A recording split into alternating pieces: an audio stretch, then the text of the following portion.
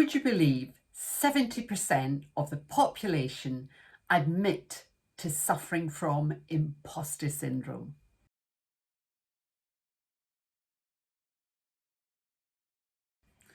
And according to Valerie Young, who has made her life's work exploring imposter syndrome and teaching people how to counteract it, she reckons that those who don't admit to it are probably frauds. So what exactly is it? Well, imposter syndrome occurs when you start to hear those voices in your head telling you that you're not good enough, that you're going to be found out, that you're a fraud, that other people are brighter, cleverer than you, that you should never have got that job, that opportunity to speak, whatever it is. And when we hear those voices, it can be so detrimental to our confidence, our self-esteem, and our ability to push through the fear and take the step that will take us to the next level in our business or our life. Does that sound familiar? Let me give you some practical examples. You've applied for a job. You've got most of the necessary qualifications and expertise. Your CV's up to scratch. You've had some help with it. You've sent it off and you've got an interview. And you're really excited. But as the date grows closer, you start to get those niggling doubts in your head and those little voices saying, well, why are they seeing you? There must be hundreds of candidates that have gone for this job. There must be so many that are far better than you are. You've got no chance. In fact, they're going to find out when they question you that you're not nearly as good as you say you are in your CV. They're going to find out you're a fraud. Or another situation that regularly manifests these sort of voices and negative feelings is if you're just about to present, and it might be in a meeting, sitting around a table. You might be standing up, presenting at a meeting, either to colleagues or clients or potential clients, or you might be standing up at the front of a room or on a big stage in front of an audience. So many studies have shown that the fear of public speaking for many people even tops the fear of death. So if you get really scared and frightened before you speak, you are not alone. But again, some of the things that you'll be telling yourself or that you'll be hearing in your head will be, well, why are you speaking? There's so many more people in this room or in this group that are much brighter, much more experienced than you. What if they ask you questions and you don't know the answer? You're going to look like a fool. How can you teach them anything? What if you forget your words? All of those negative feelings can come in when we're just about to do anything scary, but particularly presenting. And you know, there's a great book by Professor Stephen Peters. Some of you might have come across it. It's called The Chimp Paradox. And he refers to imposter syndrome a bit like having this inner chimp. And anytime you're about to do something that's a little bit scary, the chimp starts to dance up and down and shout. And it's a bit like a toddler having a tantrum. And if you just ignore that chimp, then the tantrum's going to get bigger, the voice is going to shout louder, and you're going to feel even more nervous. So one of my first tips on counteracting imposter syndrome, and I use that word carefully because I'm not going to tell you how to get rid of it, because I don't believe you can, particularly if you're living a life where you're continually stretching and growing and stepping out of your comfort zone. And the reason for that is that our brain's primary focus is to keep us safe.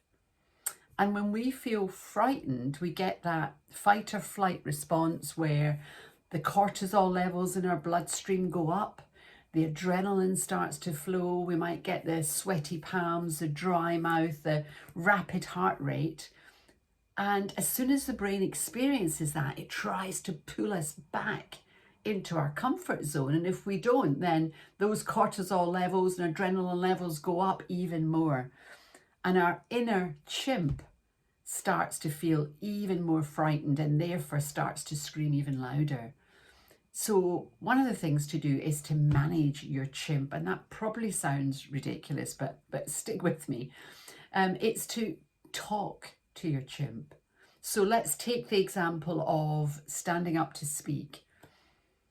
The chimp's running up and down, it's screaming at you, you're feeling really nervous. If you just try and push through that, you're going to feel even more nervous, and you may well even just forget your words or mess up. Whereas if you actually stop, take a couple of breaths and say to your chimp, look, I know this is scary. Yes, I'm nervous. It is a stretch for me, but I want to stretch. I want to grow. And I do know my topic really well. I've done some extra research. I've got some really good facts and statistics to share with my audience. I know they're going to get a lot out of this. They're going to get some things that are going to stimulate discussion and different ways of thinking. So I really want to do this. And don't worry, we're going to be okay. If you have that kind of dialogue with your inner chimp, you will massively reduce the nerves and those cortisol levels. And by the way, deep breathing really helps as well. But on that same vein, you know, when you're getting those thoughts, oh, why me? And who's going to listen to me? And I'm going to mess up and they're all cleverer than me. Then just think about, well, why were you asked to do it? You wouldn't be asked to present on a topic that you don't know anything about. So you must have some expertise in that area. You must have done some training, some development, some research, had some practical experience. Otherwise, why would they want you to speak and take up their valuable time? So reinforce that in your mind and then remind yourself that you've also prepared, practiced, thought about your audience and that you've got value to offer. Another thing you can do when you're feeling really scared about a big step or stretching out your comfort zone is talk to somebody about it. Talk to one of your colleagues, talk to a manager or a mentor or a friend. The old adage, a problem shared is a problem halved, is absolutely true. But talk to somebody who can understand what you're trying to do and where you're at, not to somebody who is quite negative and will say to you, oh, don't do it. You don't want to do that. That's scary. Just, you know, carry on doing what you're doing. And there are people out there that will try and keep you in your comfort zone, probably because they don't stretch themselves. I'm sure you know some people like that. So share your issue, but also ask for help, particularly if it's something that you're not familiar with. Perhaps you've never spoken to a group before and it's your first time. Ask for help.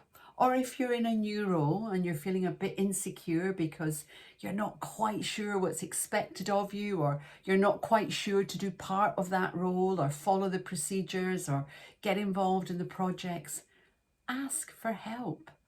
Often people won't offer help because they assume that you don't want help. You haven't asked for it. They assume that you know what you're doing. They don't want to offend you by making out you don't know what you're doing. So if you don't ask, very often you don't get. But if you're in a new role, how can you possibly know it all? You know, the first few weeks in a new role will be trying, they'll be taxing. There'll be lots of times when you feel you don't know what you're doing and you wonder why you've got that role. But the quicker you can learn from other people and get up to speed, the more confident you're going to be. So talk about it. And then just remind yourself that you're in the role you're in, running the business you're doing, because you've got skills or you've trained or it's your area of expertise or you're naturally good at it. That's why you're there. And by stretching out of that comfort zone, by taking those scary steps, you're just getting better and better and stronger and bringing more value to the people you work with, to the workplace and to life. And a lot of counteracting the imposter syndrome is about how you feel about you. So think about how you're going to invest in yourself in the coming months and years, because continual professional development is so pivotal to how your career will shape and pan out in the years to come. And on the Becoming More Significant program that I run, it's a 6-week program. I'm really helping people to connect at a deep level with who they are at their core, to appreciate the unique value they've got to offer, and to be able to share that in a way that feels authentic and real, not arrogant, not brash, but authentic, so that other people know how to tap into your expertise and to get the best out of you. And you just continue to evolve and grow as the years go on. The 6-week program is actually CPD accredited, so it gives you 9 hours of CPD, which many of you in professional bodies will need as part of your qualification. If you want to find out more, do get in touch. My website is sylviabaldock.com, or you can book a no obligation call on calendly.com/Sylvia Baldock. And together, let's make sure that this next phase of your life is the most fulfilling, most exciting, and most significant phase ever. Take care.